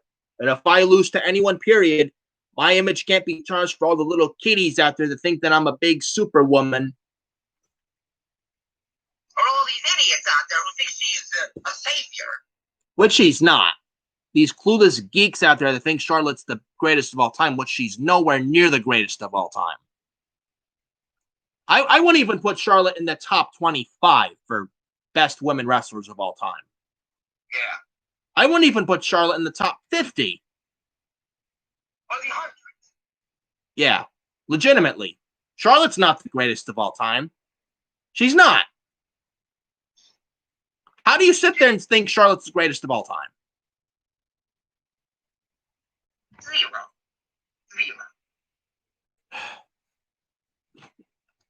Charlotte back on the Raw Women's Division. If you think she's going to make the Raw Women's Division great or better, you are a goddamn idiot. Open your eyes.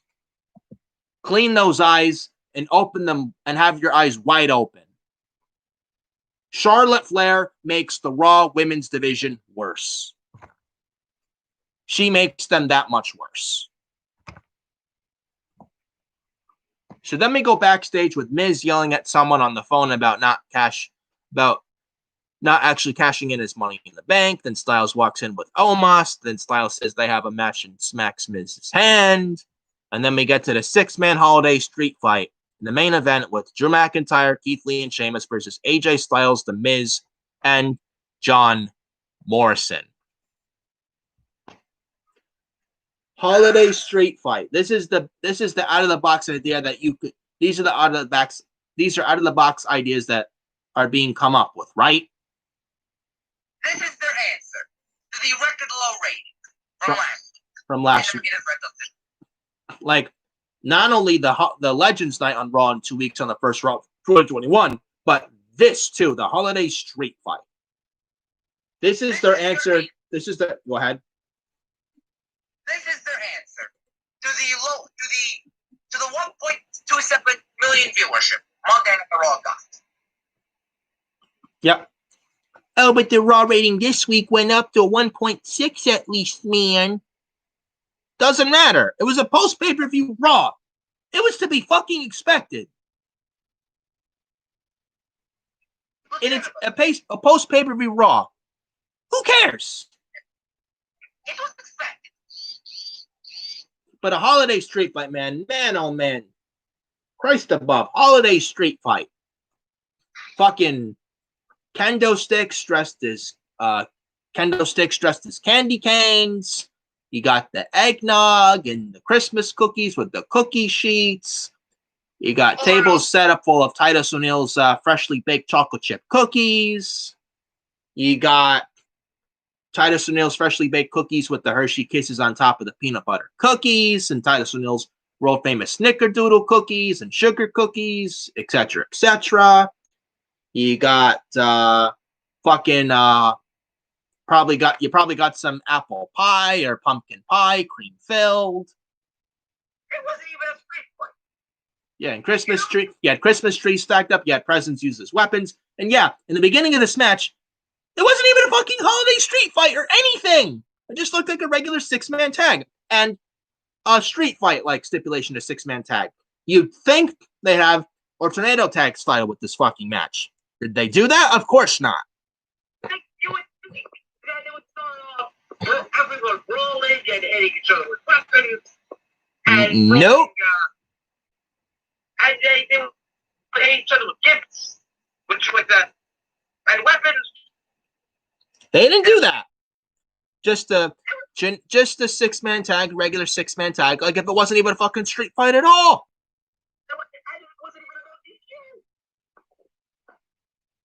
Terrible. Absolutely fucking terrible. This is their response to a 1.52 million viewer rating from last week. Yeah.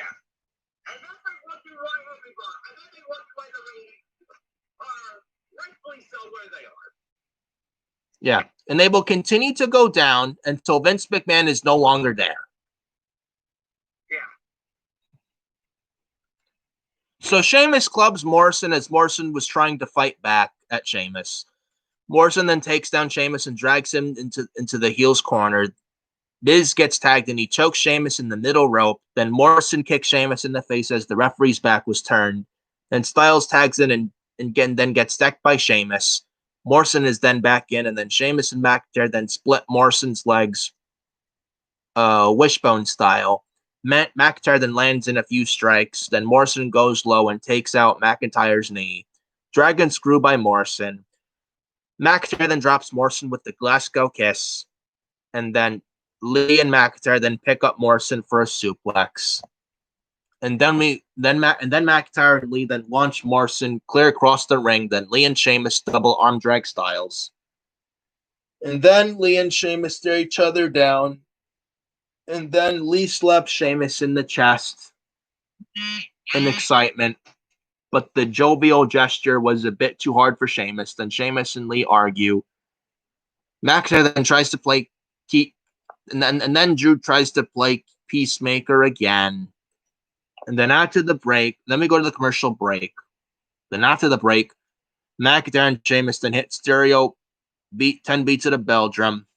Then Sheamus and McIntyre then toss Miz and Morrison to Keith Lee, who drives them both into the ring apron. Then Lee sends Morrison into a pile of Christmas presents. And then a brawl breaks out between all four guys. Sheamus then goes up top rope. Morrison pushes Sheamus off, and Sheamus goes headfirst through a table. And then you had the eggnog spilled all over. I wonder how much expense that was for Titus O'Neil. Yeah. You know? And then Miz and Morrison and Styles then work over Sheamus. Then Sheamus manages to tag in McIntyre. McIntyre then clears the ring. Then McIntyre Alabama slams Morrison on top of Miz. Lee pounces Styles. Morrison lands the disaster kick or the flying springboard flying chalk kick to Keith Lee. Styles then hits McIntyre with the candy cane kendo stick. A candy cane kendo stick. Fucking awful. Yeah. McIntyre then powerbombs Styles through a table. Then McIntyre calls for the Claymore kick. Then Sheamus tags himself in. Then Sheamus calls for a bro kick. Then Lee tags himself in. And then Lee knocks Morrison off the apron. Morrison then falls into Omos's arms. Omos puts Morrison through the table. Lee then hits the Spirit Bomb on the Miz for the 1, 2, 3. And Lee... And then Lee, McIntyre, and Sheamus win this match. Then after the match, Sheamus then bro kicks Keith Lee, and then McIntyre yells at Sheamus for attacking Keith Lee. Sheamus and McIntyre then argue and bicker, and that's how Raw goes off the air. Worthless 6-man tag, waste of time. Miz treated like a loser and a geek and a clown again. Morrison treated like a clown, loser, and geek again.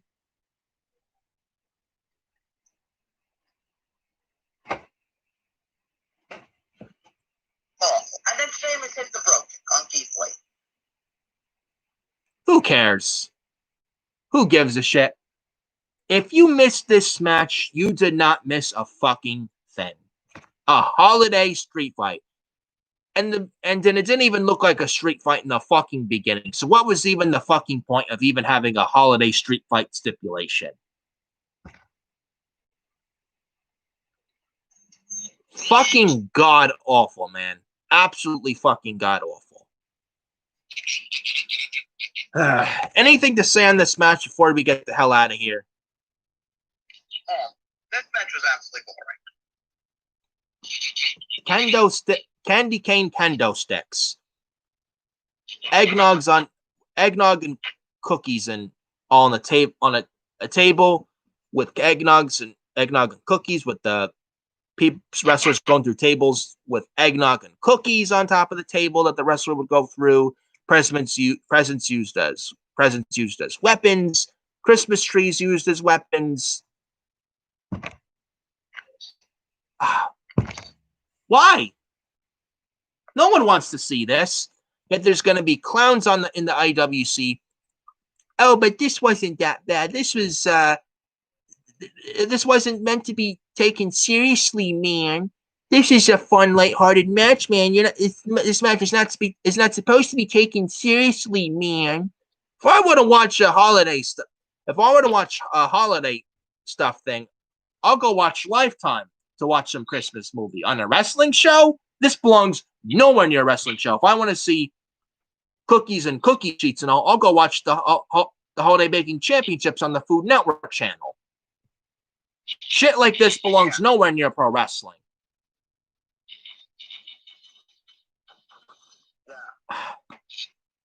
Shit like this belongs absolutely nowhere near a wrestling show. It shouldn't even make it past the writing process of writing a fucking show. Seriously, if I was in charge and if someone came up with a holiday street fight idea and if I was in charge and if someone in the back came up with a holiday street fight idea, I would fire them faster than you could even fucking blink. Seriously. What did this match fucking achieve in the grand scheme of things? Who gave a shit about this match? Who? Who? I legitimately ask who. Nobody. What did this match fucking accomplish for all these 6 guys? Nothing. Yeah. Nothing. Where does AJ Styles go from here? Where do Miz and Morrison go from here? At this point, I don't even give a shit. Sheamus and Keith Lee and Drew McIntyre bickering. McIntyre trying to play the peacemaker. Yeah, and McIntyre and Sheamus and Keith Lee bickering, just like Just like when Team Raw was bickering before the sheer Survivor Series. Like, what the fuck am I watching? What am I watching? Then we got the Holiday Street Fight. We got more 24/7 title fucking garbage on the show. We got Charlotte Flair to open this show. What am I watching? What am I watching? Yet you're going to get clowns on this community. Oh, stop bitching and complaining. You take wrestling too seriously, man. If you don't like it, stop watching it. If you don't like what we're saying, don't watch us and go watch someone else who's going to completely sugarcoat the show and not say one negative thing about this fucking show. When the show deserves to have something. When the show deserves to be called out on their bullshit.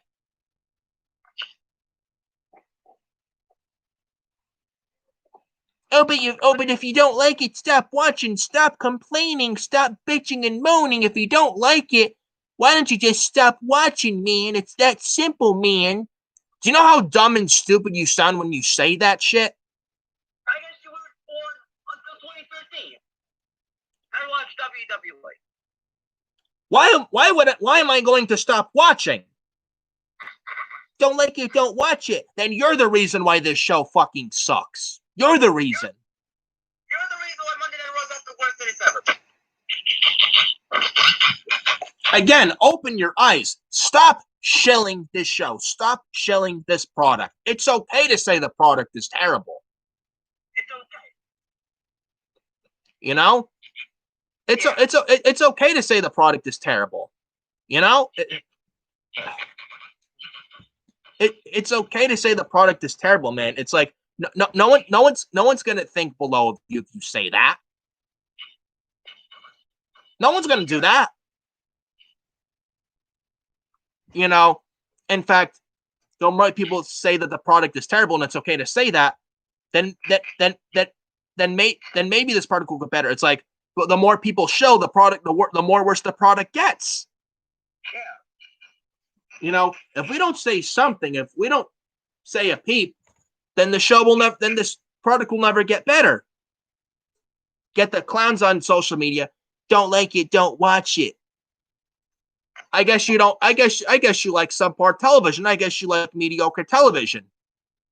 Even but if you don't like it, don't watch it. If you don't like what we're saying, don't watch us. We have every single right to want to see this product get better. Every single right. How many of you are New York Giants fans? How many of you are New York Knicks fans or New York Yankees fans, Mets fans, Jets fans? How many of you are Brooklyn Nets fans? They suck every season with basketball and football and baseball. But when they do become successful again, eventually, we all want to witness that happening. So why are we gonna stop watching? We have every right to want to see the product get better. Every single fucking right. And if you don't like we have every single right to want to see this product get better. So for the people that say, don't like it, don't watch it, don't like what we're saying, please don't watch this video because we don't sugarcoat on this show. We call it like it is. And if you don't like it, too bad. That's your Monday Night Raw review. We're getting out of here. That's your Monday Night Raw review from Raw a couple nights ago from December the 31st. No, December the 21st, 2020. I can't wait for Raw 2020 to be over. Raw will not be even good in 2021. Pandemic or not. Pandemic or not, Raw is the worst show on television, man. Don't like what I'm saying with that? Too fucking bad. And folks, that is your Raw review from Raw 2 nights ago on December the 21st of 2020. That's your Raw review. We're getting out of here, man. I'm Nick Fiore. This is Adam. This is the Fiore's Nation YouTube channel right here on YouTube.com. And I will see you later on right here in the channel for the reviews for NXT UK, NXT, and AEW, with NXT and AEW being tonight. And that is that. Thank you guys so much for joining Adam and I for the Raw review here on the channel. Hope you guys, thank you guys so much for joining Adam and I right here in the channel for the Raw review right here in the channel right here. Really appreciate it and hope you guys liked it and hope you guys liked this video. Hope you guys enjoyed this video. And follow me on Twitter at FioriNick579. Follow me on Instagram at NicholasFiori2014. Follow me on Facebook at Nicholas_Fiori_31.